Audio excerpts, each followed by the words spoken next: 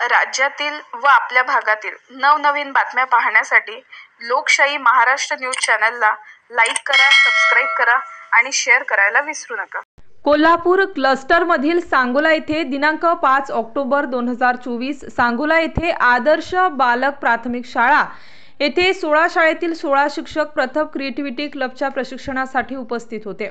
या दरम्यान सांगोला विभागाचे गट शिक्षणाधिकारी सुयोग नवले सर, माजी नगराध्यक्ष डॉक्टर प्रभाकर माळी सर, केंद्र प्रमुख असलम इनामदार सर उपस्थित होते। सर्वांनी प्रथमच्या या उपक्रमाचे खूप कौतुक केले। 16 शाळेमध्ये हा उपक्रम यशस्वीपणे पूर्ण झाला तर प्रत्येक शाळेमध्ये क्रिएटिव्हिटी क्लब तयार करू असे बोलले। नॅशनल एज्युकेशन पॉलिसीनुसार शाळेमध्ये राबवला जाणारा नो बॅग डे म्हणजेच आनंददायी शनिवार या दिवशी प्रथम एज्युकेशन फाउंडेशन मार्फत प्रथम क्रिएटिव्हिटी क्लब कशा पद्धतीने राबवायचा आहे याचे शिक्षकांना प्रशिक्षण देण्यात आले।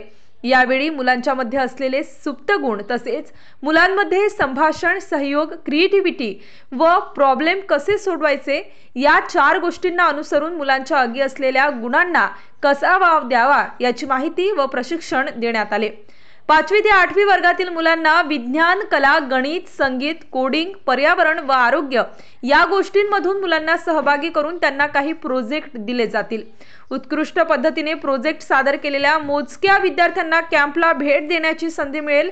शिक्षकांनी ही उत्तम प्रकारे प्रतिसाद दिला। शिक्षकांनी प्लास्टिकच्या बॉटल पासून कुंडी, जादुई फोटोग्राफी व थर्मामीटर याचे प्रात्यक्षिक करून दाखवले। यावेळी सांगोला तालुक्याचे मेंटर बापूसाहेब ठोकळे सर व क्रिएटिव्हिटी समन्वयक सविता खाडे मॅडम उपस्थित होत्या।